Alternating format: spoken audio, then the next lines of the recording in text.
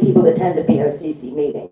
This was a great win, yes, Glenn. This was a great win for these residents of that area because they got educated, involved, and informed.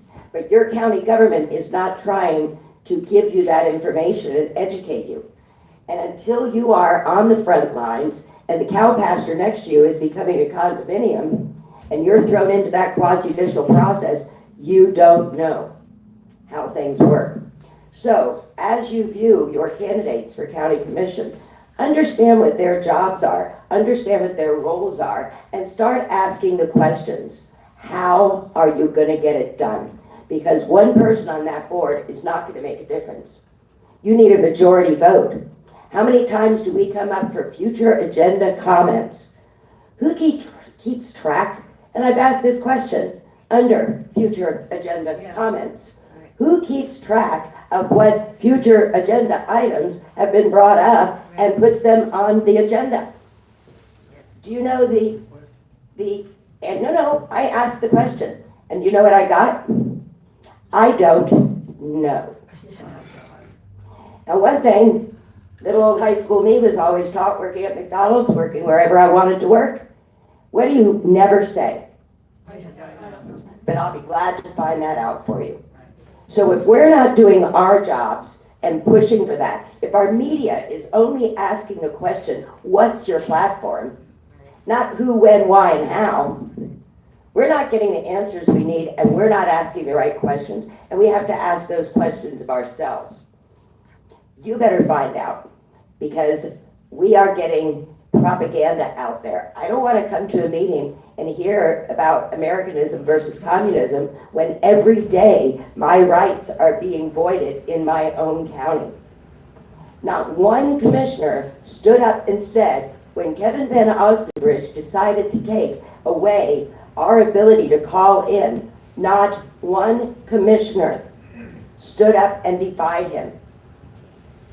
Those are the people that you elected, and not one stood up to defy him.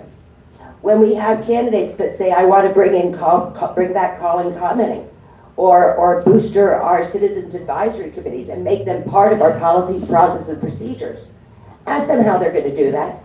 As the one and only person on the board, you have to have some teamwork involved. And you may have to have that teamwork with people whose views do not align with yours. But that is the art of the deal, to learn to find solutions and compromise. And we don't give up things with compromising. We give things with compromising. And we've got to start doing our jobs, because that's what I'm seeing our biggest problem is. As Pogo said, we have met the enemy and he is us.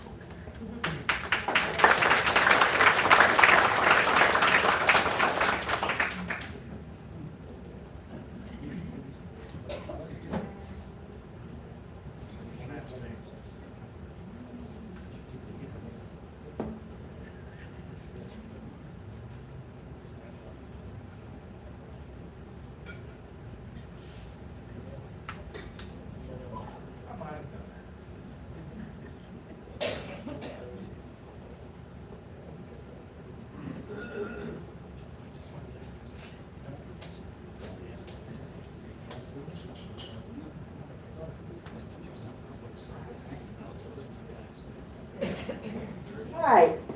Good evening, everybody.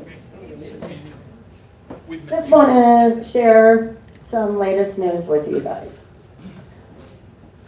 The state, has passed down statutes that the school then has made procedures for removing the books out of the schools.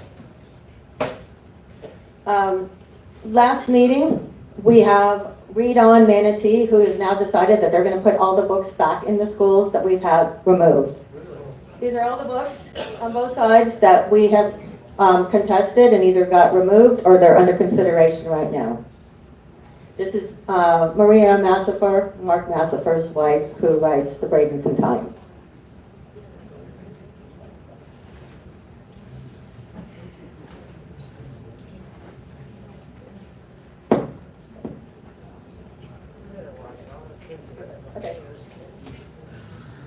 At our last meeting, we had some great entertainment. We finally had a transvestite show up. everybody is free to live a life the way that they want. You can come into the school board and talk all about what you feel is passionate to you. They had a whole lineup of people this time to come in and talk about the books that have been removed.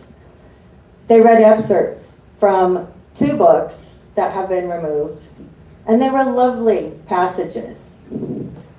Flamer is one of the books that they chose to speak about. You can see all the awards and accolades that it's got, all in 2020. Strange that it was all one year that it won all these awards. This is what is in this book. This is for 14-year-olds and up. Part of the picture book. They want to say that this is about parental rights and First Amendment speech. We have to talk about getting morality back in our schools. This is another book that they talked about and read passages, lovely passages out of. This book contains sexual activities, bestiality, violence, racial commentary, derogatory terms. This is how they want to portray the book. Yes, it is about slavery and plantation owners. But this is really what's in the book. He held her breasts in the palm of his hands. 25 years from his recent memory, which means that this is an older man who's going back in time to try to act like he can have sexual relations with a child. It was over before they could even get her clothes off. One sucking on my breast, at the other holding me down. While the reading teacher was watching and writing it up. Only when she was dead would they be safe. While he hoisted her skirt and turned her head over her shoulder. If the school teacher was right, it explained how he had come to be a rag doll, picked up, back and down anywhere, anytime by a girl young enough to be his daughter. He was convinced that he didn't want to, wherever she turned her behind. Cracked in resolve, but it was more than appetite that humiliated him and made him to wonder if the school teacher was right. I mean, this goes on and on. Now he's asking for her to have a baby with him. These are the derogatory terms that were just in that book alone. This book has been brought up for review, and you see where it says available with restrictions. It is still in our schools with parental consent. Only 3 schools decided to remove it completely. But now they have made new media procedures in the school that if one school removes it, they all remove it. So we just got another win on that.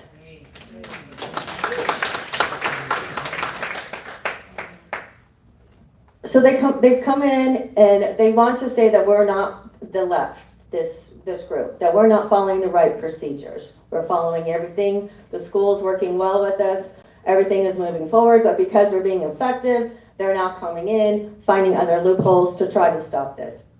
But they forget that in HB 1069, parents have the right to read the passages from any material that is subject to an objection. If the school board denies a parent the right to read the passage, it will be removed immediately. So how far do they want to push us? These are all the books that we have been able to remove from the schools in the last 2 years.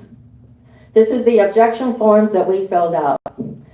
It's very detailed. We explain exactly what the reason is. We cite the statute. We cite summaries, book reviews. We do all of the work for them. This isn't something that we're just nilly-willy going through.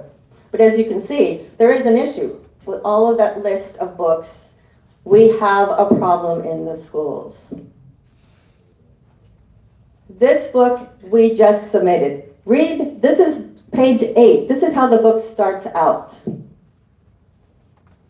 Can't see. Oh.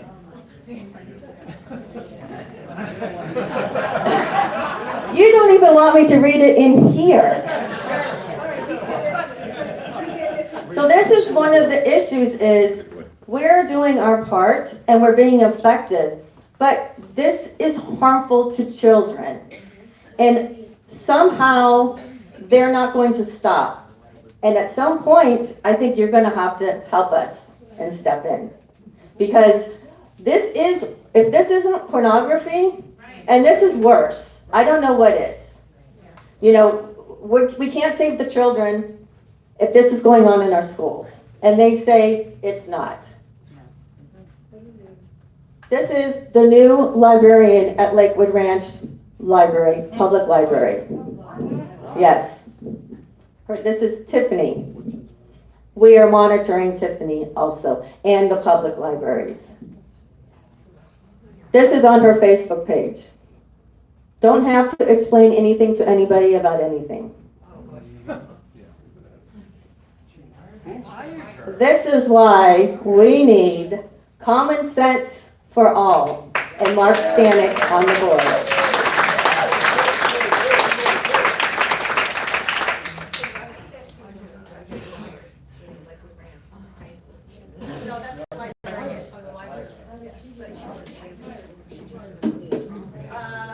Well, she's the head librarian. Yes, and we are in constant contact with the commissioners about these things that we see going on in the public library. Yes, they do everything.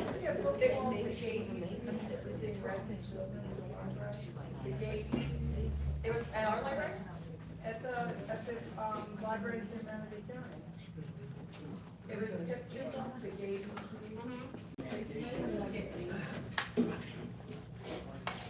You don't have a problem with that? yes, we do. What happened with the rule that they had in the paper about only parents could, first the person in charge of the school board, they could select people to read the books. And if you weren't a parent of a school, of a child in school, then you could be fined if you worked on those books, you read the books and gave up. What happened with that? Did it go into You mean at the school board? Yeah. Yes, you can read them at the school board. Okay. But we have been working with them behind to get them moved along through the system, the process that they put together, which has worked. But now, we're having resistance. Yeah. And that resistance isn't going to stop. And the resistance will have more money than we do. Right. They're talking about bringing lawsuits. So, now it's gonna be it's extra work for the district. It's gonna start costing more money for the district. But it's still out on the streets. This is grooming. It is the first stages of grooming. Cynthia? Yes, thank you for doing. I just wanted to say the book slander was never in our schools. So why they read that at a school board meeting, we didn't remove it, and it was never there. So they're using these fake points to try and make a point, but it's not true. Thank you for doing all this work. Okay, now.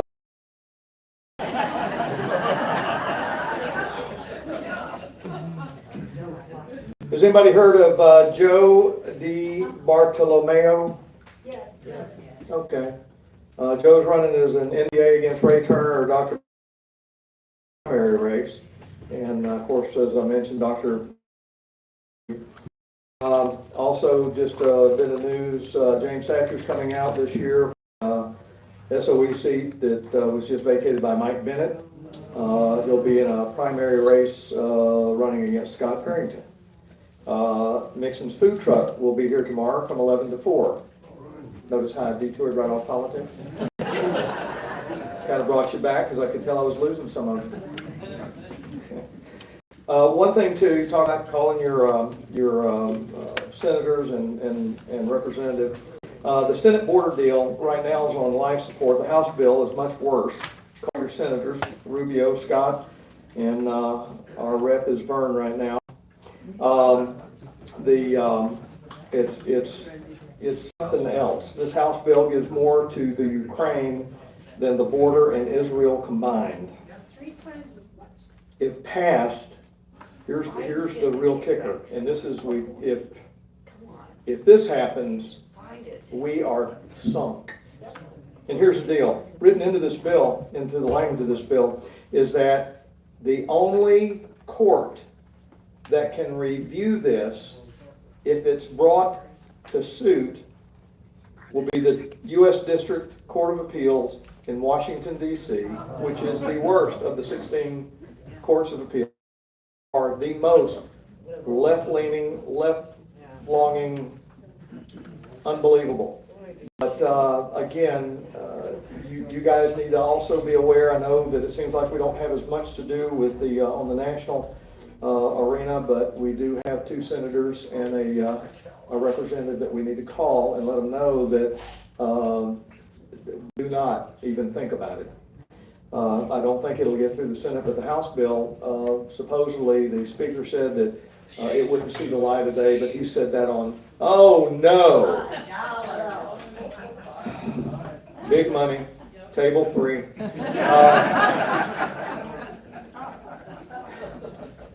I'm sorry, I just always wanted to say that. But it's indicative of us to let our national officials know that we are here locally and we do control some of their votes. Now, next up, the reason you're here, the reason you came tonight.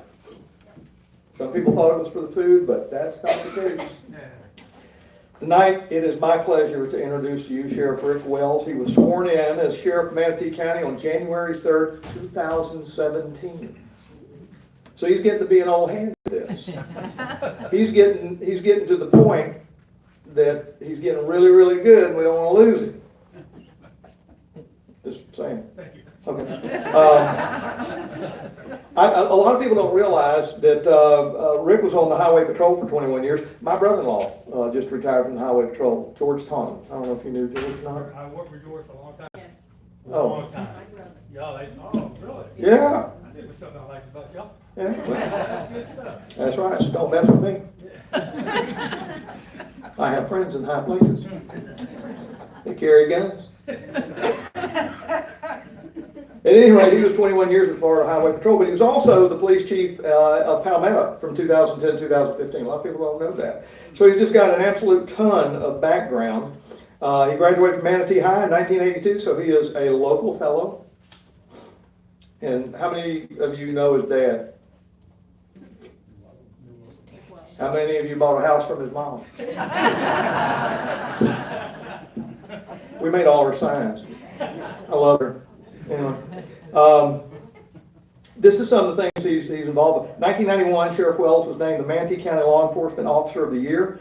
He received the Manatee County Whitney Knutson Award in 1991, the Visionary Award in 2012, the NAACP Humanitarian Award in 2014, the Edgar H. Price Jr. Humanitarian Award in 2016. He's serving as an instructor in his field. Sheriff Wells taught law enforcement to governmental, educational, and community organizations throughout Florida.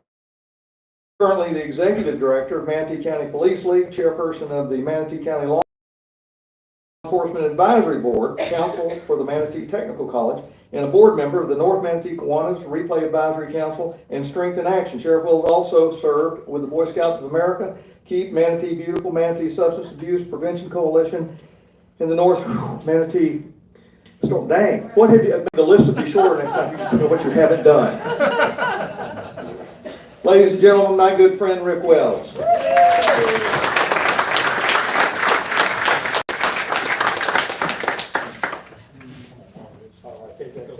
All right. Well, good evening, y'all. It's always a pleasure to be in front of people that I actually like. Thanks for having me.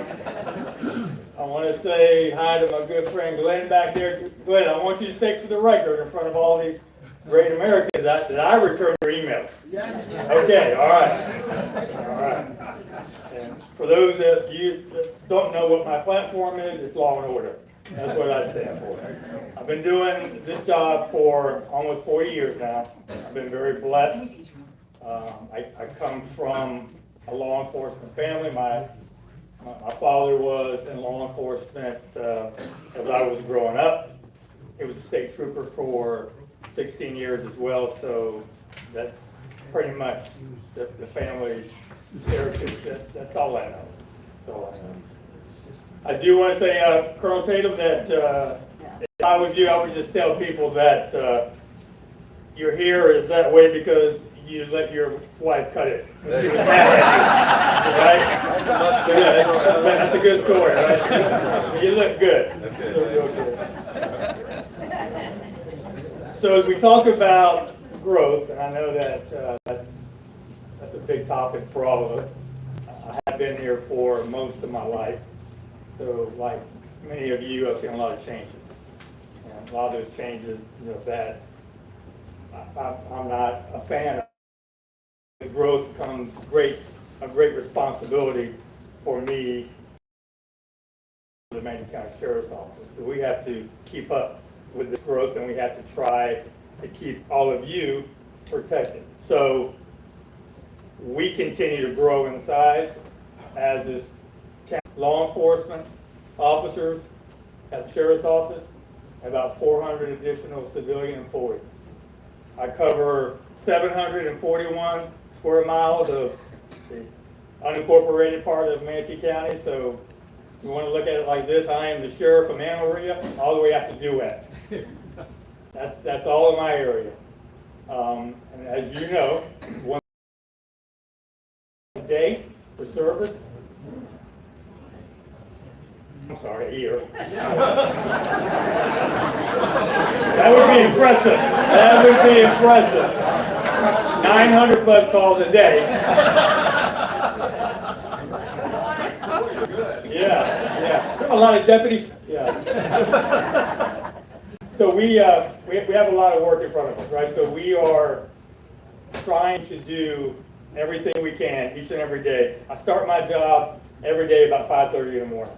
And that's if I didn't get calls in the middle of the night. My focus is one thing and one thing only, and that is preventing crime and solving crime.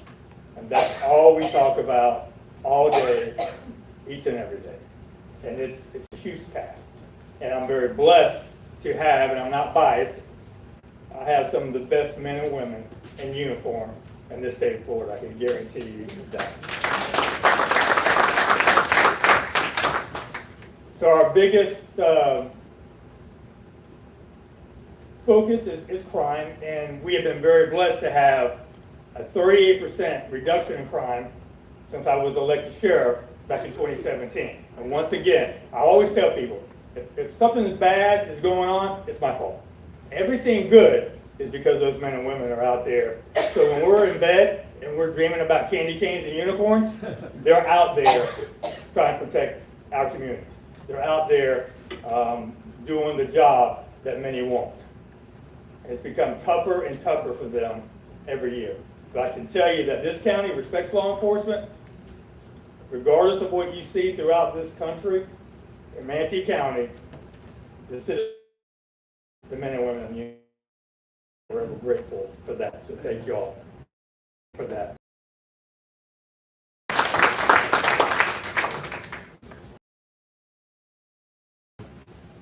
We have several issues that we deal with. Our focus is always violent crime, reduction in violent crime since I've been sheriff, and that's really about getting bad guys off the street that are victimizing us most of the time with stolen firearms, right? So, as you know, when we talk about firearms, and this always irritates me when we start talking about gun laws and what the left believes we need to do with our guns, is that bad guys don't go to the gun show or the gun shop and wait 3 days for a gun like we do. They steal their guns or they buy their guns off the street. If you don't remember anything that I say tonight, the biggest issue that we have in Manatee County are vehicle burglaries from unlocked vehicles. Every single night, we are trying to stop, usually young males, some juveniles, mostly juveniles, from walking into our communities and just walking down the street checking door handles, and that's what they do. And this is a crime of opportunity. And this is what I stress the most to all of the citizens that I talk to, is that we can't do much about a criminal's desire or their ability to commit a crime, but we can damn sure do something about the opportunity. And unfortunately, we give them enough opportunities to steal from us. And that's something that we have to do a better job at. And then we're leaving our guns inside of these unlocked vehicles. We had 83 guns stolen last year in Manatee County from vehicles. And those are the guns that are being used out here on these streets by criminals trying to victimize someone else. So I have preached and preached and preached, and I'll preach it again until someone listens, but we have to do a better job at securing our firearms. So I tell people, all I need for you to do is just take 1 extra minute every night when you are going into your home, take out your personal belongings, and please take your gun and secure it in your house. Because that would save us a lot of hardship. About 4 weeks ago, I got a call, middle of the night.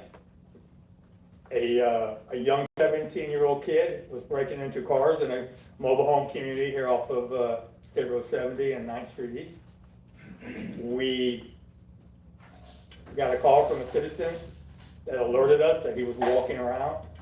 I had a K-9 unit respond to the area. The deputy and the K-9 are tracking the suspect. We are coming around the corner, around the mobile home. We engaged. The night before, in that same community, this 17-year-old had stolen a gun. And when he saw my K-9 and my K-9 deputy started to fire at the deputy. He fired 3 shots at my deputy and 2 shots at my K-9. Now I want you to picture this if you can. Our K-9s are like our kids, okay? They are that important to us. This deputy is taking fire. He has to return fire as his dog is engaging on the suspect. What's his main concern? He'd rather take a bullet than shoot that dog. So he has to wait until the dog is clear before he fires back. So we strike the subject. Luckily, the deputy was not injured. The K-9 was not injured. The suspect was apprehended. And he now sits in the Manatee County Jail, so we direct filed on him. He turned 18 years old in my jail. That's sad, y'all. That's very sad. If he would have just complied and stopped when the deputy told him to stop, he would have maybe at that time he spent 21 days in juvenile detention. He would have been let go. Maybe he would have learned his lesson, I don't know. 2 days later, we have another juvenile who is breaking into a home that's still under construction, but is about to be released to the owner. The security guard is alerted. The security guard goes into the house and approaches the suspect, who also has a stolen gun in his possession, tries to fire at the security guard. The only reason why no one was hurt during that case is because he did not know how to operate the firearm. He didn't have a round in the chamber, and he did not know how to get a round into the chamber, thank God. He ran from us, and we were able to locate him with the gun, and he now sits in the Manatee County Jail. So people ask me, well, what's going on with all these juveniles? I don't know, I'm not their daddy, I'm not their mama, but we're having an issue with parenting in this nation. I mean, if that would have been my child, your child, he would have wanted to go to jail, right? Because we've been taking care of that, and it's about accountability. And our juvenile justice system is broken. We arrest a lot of kids, unfortunately, for breaking into cars. They spend very little time in juvenile detention. They are released immediately, and then they go right back out because there's no consequences. Right? They're not worried about a long-term jail sentence. They're not going to get that. They're juveniles. And I'm all for helping a juvenile who's made a mistake turn their life around. I really am. If you go into Walmart and still, maybe you steal a pair of socks, we can help you. Don't do that again. But when you're out here committing violent crime, there's no more second chances. And so there's a bill right now that's in the Senate and the House that would enhance the penalty for a juvenile that has a gun in their possession. Remember, they're not supposed to have a gun at all. They're not legally able to purchase a gun. So it would increase the penalty from a third-degree misdemeanor to a first-degree misdemeanor to a third-degree felony. Is that going to help? I don't know, but we need to do a better job at trying to educate our kids. I know that we in this room would love nothing better than to make sure that the children in our community were being educated on how to do the right thing. But we can only do so much. And I tell people all the time that kids go to school. We have some great teachers in this county. I don't know how many of y'all have grandkids or kids in school. I have one that's at Braden River High. Don't put that on film. That's a security risk. And I have one that's at University of Central Florida. So I know the teachers in this county and how much they have meant to my boys. So they're around great teachers, and maybe some of these kids that don't have a lot of parental guidance, maybe they have coaches or boys club or some type of mentors after school. But when they get home, there's no one there. There's no one helping them. There's no one paying attention. There's no one to guide them. And that is the problem that we're seeing out here. And law enforcement, unfortunately, are the ones that have to deal with it. So that is one of the biggest problems right now. When you hear about vehicle burglaries in Manatee County, I can guarantee you 95, 96% of those burglaries are being committed by juveniles. And if you've ever seen videos of how they work, they just walk down the street, door handle, oh, it's unlocked, go in, 30 seconds, they're out, and moving on to the next vehicle. So, please tell your friends, your family, your neighbors, anybody. That's important to us to try to get that message out there that we have to do a better job. We also are tasked with trying to do more with the homeless. Now, if you would have, if you would have talked to me 40 years ago when I started in this profession, that we were going to be responsible for having to help the homeless, I would have told you that you're crazy. All right? That's not our job. There's services out there to help the homeless. No, they're not. And what I have found, and no disrespect to any of these different organizations that are out there, I don't see them doing enough to help the homeless population. And definitely, they're not doing enough to help the homeless veterans. They are not. So I put a group of deputies together. It's a resource assistance program. So I've got 2 deputies and I've got caseworkers, civilian caseworkers. And all they do each and every day is reach out to the homeless population. We've got camps throughout this entire county. I'm sure you already know this. And we try to give them the resources they need to either come in and let us find housing or placement for them. And if they don't want to go, then make sure that the services are brought to them.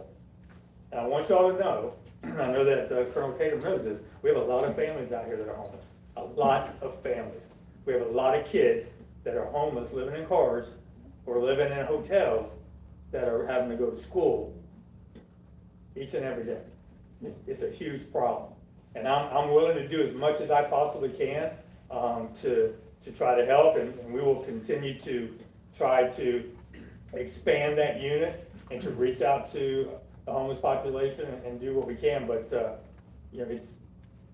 there's a fine line, right? So we get calls from people who are irritated because they're trespassing on their property, and we're trying not to put them in jail. Jail's not the place that I want them to be. So we've got to find the resources for them and hopefully do a better job at doing just that. So that's going on as well. Traffic. So, Manatee County Sheriff's Office, do y'all know much about traffic? Yeah. We're responsible for every crime that takes place in the unincorporated part of Manatee County. So it doesn't matter what the crime is, my deputies have to respond. Normally, when I was a trooper in Florida Highway Patrol, when George and we worked, FHP worked all the crashes. FHP worked all of the details to try to reduce speed in different parts of the county. But they've been so short, very short-handed. They don't have the resources that, we had more troopers on the road back in 1986 when I was there than they do now in 2024. Okay, the population has doubled since then. So we're having to pick up a lot of those crashes. And I don't mind doing that, and I'll be completely honest with you, but every time I have a deputy working a crash, that means that deputy is not in your neighborhood.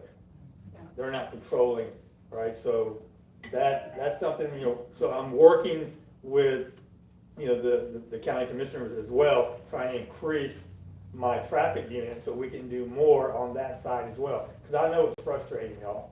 I know, I get calls all the time. People are not happy with me because someone's speeding in their neighborhood, right? And I get it. We can't be everywhere at once. We try to move around as much as we can to try to show presence in areas that we know that speeding is taking place. I mean, State Road 70, State Road 64 is a racetrack, and then everything in between is a racetrack. So we're going to continue to try to do what we can on the traffic side. I just want you to know that if you're involved in a crash, hopefully you're not, and you're having to wait there for 2 hours, it's not my fault. It's FHP. Call them. So a lot of times we'll respond.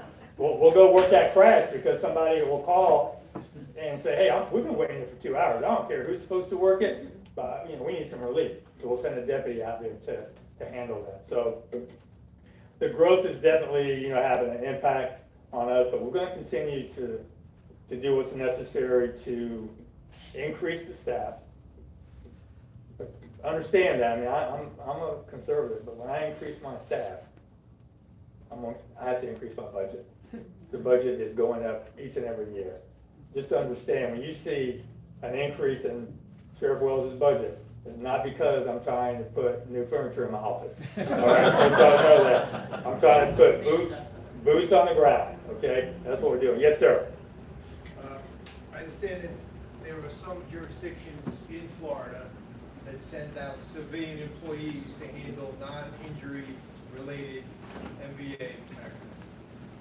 Yeah, there's some special training that comes with that. We've had some discussions about that, but I don't believe that's accurate. Can you tell me where they're doing that? A friend of mine lives in Boynton Beach. And they have a civilian that works a traffic crash? Exactly, yes. It was a non-injury. It was just like a fender, yes. Is it like in gated communities or it's out there? It was on a public road. Okay. Well, that's definitely something that we can address. I'm telling you, it's pretty dangerous. So civilians that means they don't have a weapon. Right? Yes. Andrew, how are you? So, there's been some changes going on. I brought it up to the county commissioners, and I'm gonna bring it up here, see what you think we should do. So I noticed that they took your ability to investigate child crimes away from the sheriff's office and put it back to the Department of Children and Family Services, which is something that I'm completely opposed to. And I know there's many people here that are opposed to that. Is there anything that we can do, because I know it's a state thing that was done, is there anything that we can do as a collective body? And also, when you're increasing your budget, are we gonna have any kind of programs to try to target maybe some adolescents or younger kids to get them before they get to 17, 16, 15, opening car doors and stealing? Yeah, and I think that's fair. The first part of your question, so back in 1997, then Governor Jeb Bush came to 7 sheriffs Manatee being one of them, and asked them to basically take over the responsibilities of DCF at the time. Because it was not DCF back in those days, not HRS. I think it was. HRS, it was HRS, because they were struggling and badly. So we had that responsibility until just last year. And the reason why the state wanted that part of it back now, we still handle all the criminal child neglect cases. We handle all of that. They wanted that back because of the programs that the state has in place with the federal money, and they thought they could do a better job on placement and those kids that are being removed. And honestly, the state has never really liked the sheriffs having that responsibility because they believe that we removed too many kids from their home, which is a crock. Because we remove kids that need to be removed because their parents could not take care of them. They were abusing them. And most of the time that was drug related. So unfortunately, that's already been done. The state took that side back. They're still here. A lot of my people that were CPS investigators, they did go to the DCF side, but we handle all the criminal with them. And a lot of those DCF or the CPS personnel didn't want to go to DCF, so I kept them with me. A lot of them are either going on the road as deputies, and some of them are doing the homeless outreach with my RAP team. So that's where we're at on that. And Lastly, I just want to let you know, I am biased. I'd much rather have the Manatee County Sheriff and the Braden Police. Just saying. No yeah, I agree. That was the hardest thing that I've ever been through, because those women mostly, they've been with me since I've been sheriff. Some of them have been here 15, 20 years. And that's why a lot of them stayed with me with the sheriff's office. And I have short-term memory loss. What was your second question? The second question is, we're going to have any outreach for the younger youth? Yeah. Not quite, I like the not quite 5 years old, but not quite 10, planting the seed at those ages. I think there's always room to grow with that. We have a lot of programs with our SROs and some other units within the agency. But I think we have to work closely with the school district, and I think that we can. One of the programs that was taken away was DARE back in the day. So, we do have some resources in there. But yes, we do need to expand. And we can really work with, I know that the district feels the same way that I do. So whatever we can do to enhance programs, we'll do that. If we could hold our questions until Rick is finished with his presentation, and then I know he'll want to answer everything you've got to ask, or close to. I wasn't done yet?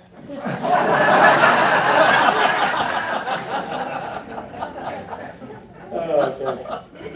I'll just say this. I'll say that we do a lot of work, and it's important for you to know, because I know a lot has been said about our federal agencies.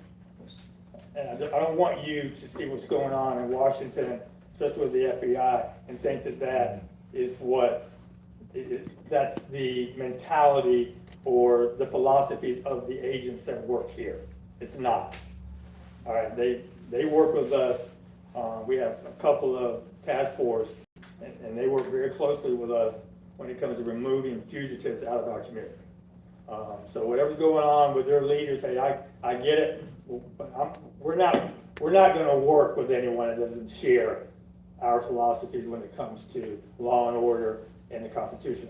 So they have the same vision I have, is bad guys have to go to jail, and sometimes these fugitives, and we couldn't do without their resources. So that's important to me. We work with the ATF, and we work with the ATF because of criminals that are stealing guns from law-abiding Americans, and they're using them out here. So not these guys that are out here, and the women too, that are out here working the streets. They're good people.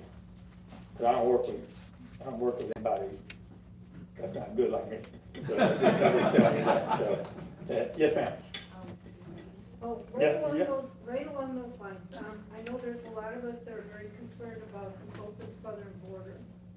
United States. We all are, yes, ma'am. Yes, and I think we all share that concern. In law enforcement here in Manatee County, what are you seeing here in our county in terms of, what's it say? Illegal aliens? Yeah, I would be naive to think that some of them have not taken up, roots here. But we're not seeing that from a law enforcement perspective yet. All right, so when I first got elected, there were a lot of issues with ICE on, and also with the Florida Supreme Court on, because I run the jail, on holding criminal illegals in my jail once they had the means to bond out. So if they could bond out, we couldn't hold them. So I was one of the first sheriffs, me and 8 others, to sign an agreement with ICE, and they're called warrant service officers. They're dedicated personnel that gives us the right to hold that criminal illegal for 48 hours until ICE can come in and do their job. Before we couldn't do that. So I have not noticed an increase because if they come to my jail, I'm going to know right away. So we're not seeing that yet, but I'll keep you up to date because I know, once again, I'd be naive to think they're not here. We're just not seeing it on the law enforcement side, on the criminal side, right? We see them in hotels when we're traveling. I mean, it's very obvious. Oh, yeah, they're absolutely. And listen, that's not gonna go away until the right person gets in office. So, let's be honest. Yes, sir. Yeah, I think just today, there was a case that came down, I think it was the first precedent in the country, that held a parent criminally responsible for their son getting the gun which he used to kill some other fellow students. And we had an incident even in our neighborhood where the kid got access to a gun and brought it to school. And obviously the kid was, disciplined, and I think he had thrown out of school and so forth. I mean, do you see that as an issue about kids getting their parents' guns? Well, that's already a law in the state of Florida. Yeah. So if you as a parent, if they do not secure their weapon and a child gets that weapon and uses it, they're going to be charged. Right? They are going to be charged. The parents are going to be charged as well, right? But we're not seeing, most of the guns that we're seeing, the kids are stealing themselves out of vehicles, or they're buying them on the street because someone else stole the gun. That's what we see. Yes, sir. Manatee is kind of unusual. You're not in the limelight as regards a lot of the national and international crime. But as I talked to you before, I find the Muslim Brotherhood care are the bad guys. Now, I realize you're not impacted that much. I can give you a lot of examples of going on around here, but I believe that CARE, the Muslim Brotherhood, is the largest criminal enterprise in the world. And I would base that on them declaring that it's a explanatory memorandum. Have you ever heard of that? Yes. Okay. And of course, in it, they're declaring to dominate and destroy America from within and mandating the practice of their culture of law. And as a matter of being publicly aware, would you support the training of the Manatee County Sheriff's Department and the fundamentals of this criminal element? That's just a question. And You want me to answer it? yeah. Okay, yeah. I mean, I would be more happy to sit down and talk to you and look at that training. If the training is adequate, Right. then I would be, very I interested. wouldn't bring anything to your level that wasn't adequate. Yes, sir. I think we have a proven record. We've got a lot of sheriffs. Our group has trained all of the Texas Rangers and that sort of thing. So we have credibility. And yes, I would like to talk to you about that. Okay, Thank you. thank you. Yes, Glenn. For the record, Say your name for the record. You're the greatest sheriff ever. So, I know you find this hard to believe, but I can't get a straight answer from the county. Maybe you can give me some clarity I would do my best. on the Musgrave property. So it took a year. Holy shit, are you kidding me? It took a year to came in, it was the worst deal ever. My question is, was that a suitable site from you at the time? Yes. And two, did you choose the were you going Buckeye now or somewhere, right? Yes. So, I don't understand that process and your feedback, because I thought it was a great piece of property. We were always just, I was elated when they first came to me and asked me if that would be a proper location for this is my fleet management, right? So right now, my fleet building, where we do all the work on all the 1,000+ vehicles that we have, is on Florida Boulevard. It used to be an old inspection station back in the day, right? And so we've been trying to get a new facility built it's been 10 years. And so they came to me, that administration, and I said, yeah, that would be perfect because it's centralized, right? So I looked at the fact that it's east, but really it's not that far east anymore, and we know that, everything is growing and pushing out in that area. It'd be a nice central location for my deputies to get to the garage quickly, whatever they gotta do, and get back on the road, right? Or get a pull car and get back on the road. So really the Buckeye property was like the last option they gave me. Like I had no more options. So I needed to take it because it was kind of like that, or they were going to keep looking. And I would have, liked to have been there. And I don't know even now, but we're not going to be on it. Yes, ma'am. First off, I live out in East County, and we really appreciate what our sheriff's department's done. They're wonderful out there. If it's anything from a cow on the road, capturing snakes, those kind of things that we have. But I am concerned about crime rising in other areas of District 1, and exactly what your topic was, that people leaving crime out in Mayaca is like we know who it is. and nobody's gonna come into a 5-strand barbed wire place with a long dirt road with a bull barking at. Because they're actually worried about being shot, which is a good thing, right? Yeah. Let's be honest, right? You pretty much live past 675 and there's no fear. But I am concerned about what's happening in other parts of our new District 1, because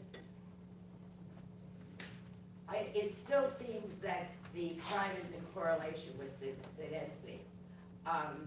I think you've done a great job of trying to tell people not to leave their valuables in their car and to lock their cars, but we have people that they have Ring cameras. What I'm sure you're aware of is that they hop on 301 and head to Hillsborough County and head back and forth. I know we have different ways of reciprocity between the different areas, but these are well-coordinated theft rings that are going on. And even though you've done a great job of telling people don't do that, a lot of the times the reason for the don't have room to park a car on the street, you can only there's a lot of opportunity created. With all due respect for, I come from a law enforcement generations, I actually did not know. I thought that's what people did on their days off. Being a fireman or a policeman. But can we, is the reasoning of asking for more money in a budget, one thing, nobody has ever said no, right? Right. Nobody ever says no to law enforcement. If you say no to law enforcement, then you're seen as anti-cop, and that's not what we want.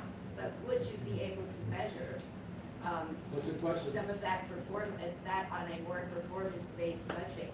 If we're putting a lot of money into people, into advertising, to lock up your cars, to take your valuables out, and it's not working, then do we have other avenues? If you haven't taken the personal responsibility for removed your firearm from your car and locked it, are there any consequences?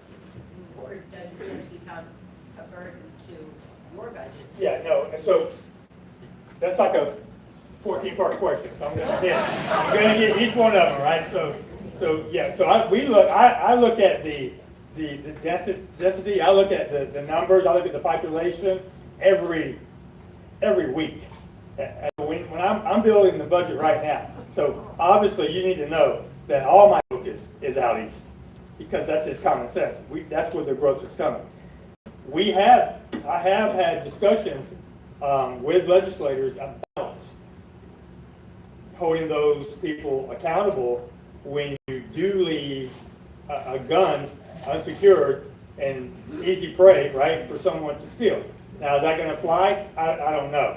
But if it's used in a crime, so I don't want to be the guy that has law enforcement knocking on their door, letting them know, hey, is this your stolen gun? It was just used in a homicide tonight. So I don't want to be that person. So we always do the right thing. But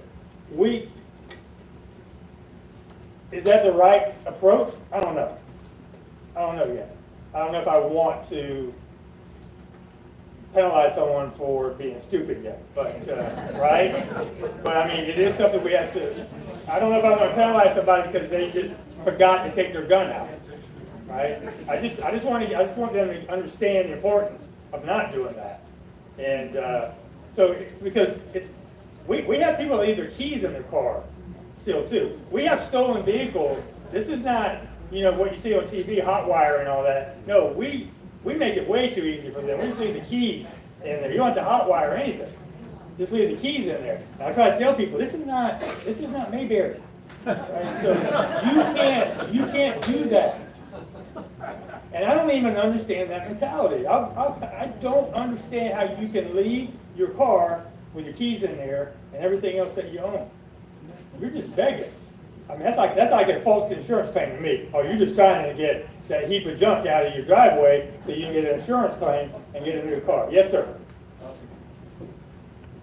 Sheriff, I think I can comfortably speak for the entire group here that your department does a wonderful job in keeping crime down, and you have Well, thank you. My comment is on a scale of 1 to 10, what I'm about to publicly ask you is come out to about a number 2, and that is traffic violation enforcement. Now, as a casual observer for the past year and a half or so, maybe more so than casual, it seems to me that the entire community, all of us, people are driving faster and faster, and it's very impatient, there's more horn honking. So my concern is that speed limits of 30, 35, 45 are practically non-existent. People are just, that they pass me all the time on 44th Avenue at 60. I think it's supposed to be 45. My question is this: is there any empirical, statistical evidence that speeding above those ranges, causes a higher accident rate? Who keeps track of what causes an accident and where does it fall in the scale? Yeah, FDOT keeps all that data, and they base speed limits. Most of the speed limits outside of the residential area is based upon population in that area, right? So a lot of times they're using population on how they set. That's why you'll see maybe on State Road 70, 45. Then when you get past like out to Lorraine, then it goes up to 55. Everything's based on population, but they hold all the stats. You don't need the stats. I don't need the stats. We already know we know what's going on out there. So it's not so much the speed that people are traveling and causes crashes. It's this absolute disregard for paying attention to anything. It's the phones. They're still on these dang phones, right? The law is not working when it comes to driving and texting and all that. People are still doing it. They're not paying attention. That's why you're having, because it doesn't really matter if you're doing 35 or 55. You're not paying attention and a car stops in front of you, it's going to be a rear-end collision. So it's just pure carelessness. I don't know how else to explain there's no regard to traffic statutes at all. They just don't care. But we see a lot more because we have so many more vehicles on the road. Yes, ma'am. Well, I realize that there's no law against stupidity. If there was, I'd have to build a bigger jail. No law against laziness, but I think there should be a law against leaving your gun in your car, because it endangers everyone. Yep, we're definitely, in fact, I just had a conversation about that with Senator Boyd for the next session. We're gonna take a look at it, because if it's used in a crime, and I think, you know, we're gonna have to see, but, so I'm telling you, if my deputy was almost killed, just by the grace of God. Right.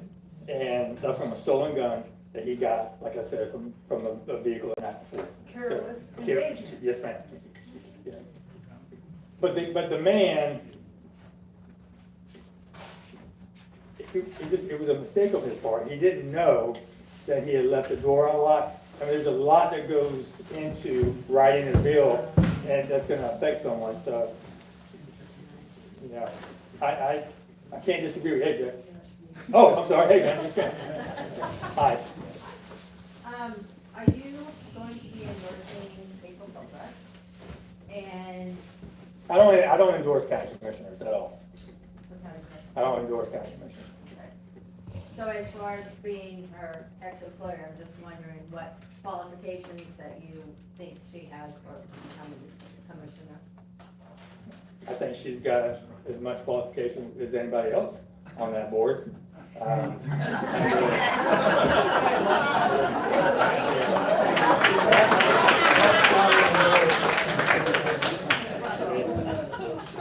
Yes, sir.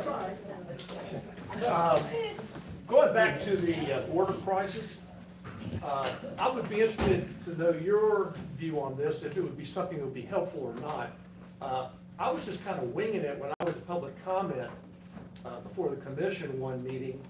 When they first started talking about the fact that the Department of Homeland Security was importing and spreading illegal aliens all over the country. So we're going back, a number of years right now. But I went and I asked if they would just hold a public meeting where all the law enforcement branches within the county commissioner, the public, we could all come like we did back when there was a crisis over the funding for the indigent health care. I said, I don't have a solution today, but I think we need to get together now and address it before that first Homeland Security bus crosses the northern boundary or southern boundary, how they're going to get into Manatee County.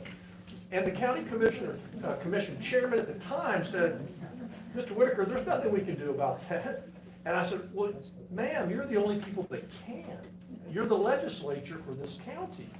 And I said, just off the top of my head, didn't think this through, but it seems to me that today, before you adjourn, you could pass an ordinance making it a felony to illegally import illegal aliens into Manatee County, which would then give the deputy the power to stop them at the county line, impound the vehicle that's being used in the commission of the felony, take all the occupants and hand them over to ICE and put the driver in jail. If ICE would take them, you're I understand. assuming. I'm just throwing this out there. Yeah. Okay? But the driver would be convicted of a felony and you'd have a free bus. So I mean, I think it would discourage, they would go to somewhere else. But I just wonder, that, I just was off the top of my head. I think we can come up with something better, but I just thought I'd throw that out to you. Okay. Drive them up to Marshall. Reaction. On that, I don't know. Stop someone and you can't come into Manatee. Well, no, let's say you're through your cooperation, they So why is that not being done now in any other state? What do you think is the reason? Do you have any thoughts on that? I have a definitive answer to that question. What is that? Okay. But my question to you is, let's say, for example, they stopped at the rest stop north of here. They all unloaded, people notice, hey, nobody speaks English. And they all pile back on, and somebody picks up the phone and says, I know down in Manatee County, they don't let them come in to the county. So calls your office and says, hey, Sheriff, I think got a busload of illegal aliens heading your way. So you have probable cause, you see him come in. Okay, I know where you're going. How's that probable cause when you don't know, right, 100% that they are, maybe they're not illegal? How do we know? So if we stop them and they, Yeah.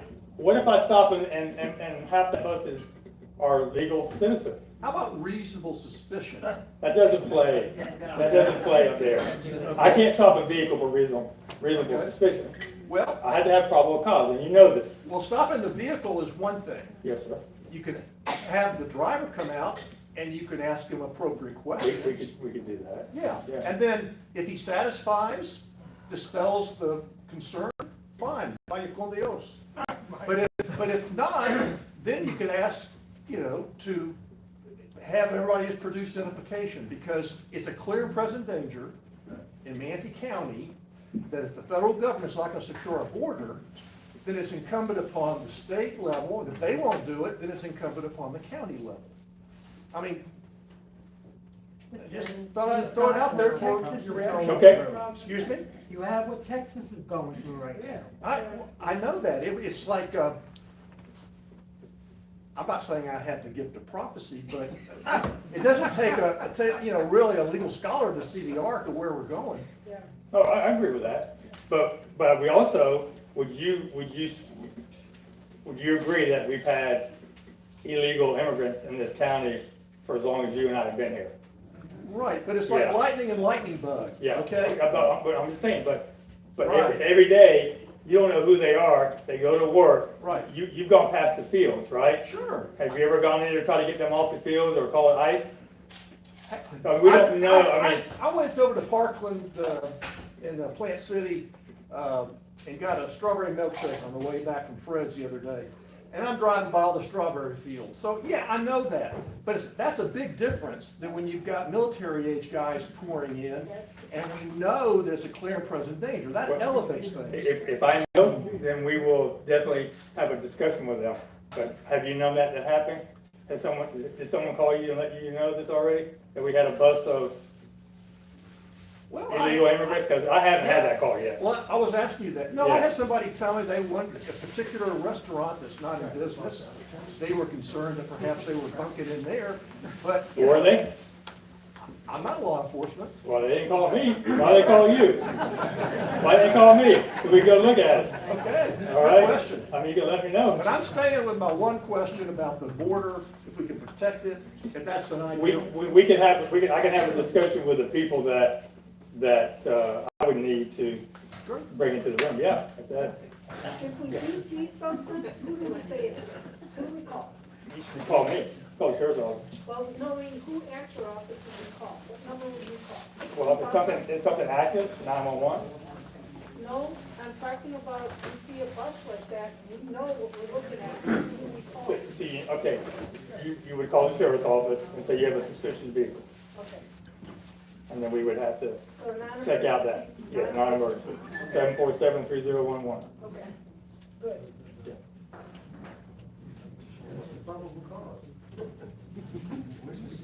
Probable cause doesn't matter right now, we'll work on that. Yeah. Yes, sir. Do you have a staff shortage problem at this moment? I wouldn't say we have a staff shortage problem. We're always having to staff every year to keep up with the population. Maintaining now. It's becoming so prevalent. I know the strong standard against people using drugs. And now that many states else, how has that affected your team? You do drugs, you don't get hired. It hasn't changed at all. And it's the same with medical marijuana. If you have medical marijuana, you're not going to be hired. That standard will not change. Thank you. Yes, sir. Sort of following up on that question about staffing. The last couple of years, just watching the news, I've seen where police and other places were really not treated right. Departments were defunded. I mean, we've all seen this in the news for a while. And I found myself thinking when I saw that, I bet places like Manatee County get their pick of people who want to get out of those other places and maybe come someplace where the police are respected. So do you see a lot of applications from out of state? We do, but we always have, because a lot of times it's law enforcement officers who are getting close to retirement, so they want to come to a retirement community, so they want to keep working. And so a lot of, but this is what you have to, we are always accepting out-of-state law enforcement officers who want to get away from that minutia that they're in now. But we do have some strict competition. They'll go to Texas, right? They'll go to several of the sheriff's offices here in the state of Florida, because we all have the same philosophy, right? But for the most part, the red counties. But we get a lot of New Yorkers. If you go to the courthouse, you'll know they're not from Alabama when they talk to you. We get them. Thank you, Sheriff. Is it? Yeah, okay, all right, you're Yankee. Hey. One more. So, pornography laws, we talked before about all of this and with books. What is considered pornography? Where is the line when we have documents that are in the schools that are pornographic? We are having them removed, but we have to issue with the families outside, with not, that disconnect. So, and Well, the disconnect, we should have a well-connected board right now. Would you say that? I'm talking about the family unit. Okay, I don't understand the question. The family unit outside that are reading these books to their kids? That are not participating in helping the community or helping their kids, they're not at home. So the kids are just rampant these days, right? And the sex trafficking and all of that, these kids kind of just gravitate to that because they're not at home getting good guidance. And but again, we are still facilitating this kind of thing in the schools. How can we stop all of this? How can we? In the school? Are we not doing that now? Are we not looking and reviewing books now? Are we not getting those books out of the library now? So, yes. Okay. So. Because I've heard nothing but good things about what's been transpiring since we last talked Right. with the new board. Correct. Okay. So the people pushing up against it, they're not going to find a loophole or try to. We have a statute now. When you and I talked a couple of years ago, there was no statute. Right. We had an executive order, and then we had the bill. So we have teeth now. We didn't have teeth 2 years ago, right? And I'm very confident in the board that we have in place, that they have the same beliefs that I have and you have. And they're not gonna want, I know Cindy Sprague, and I know Colonel, they're not gonna have those books in there, and unless they don't know it, and they have to go back and remove them. You feel the same way? Yes. Okay. And you're backing that too? Yes. Okay. Yes. Right. Is there anybody has an easy question? Yeah, huh? Who's gonna win the Super Bowl? Chiefs. Right. It's all rigged. Well, if there's nothing else, I want to say thank you personally for Well, thank coming you, out Jack, I and appreciate being it. with us. We love it when you come out and get us all informed and up to snuff, and y'all quit leaving your guns in the car. I know y'all don't do that.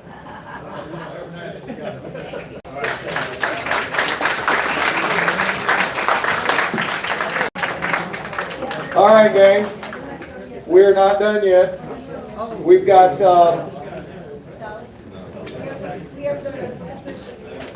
okay, hold on, guys, we got some last minute stuff. Also, there are still some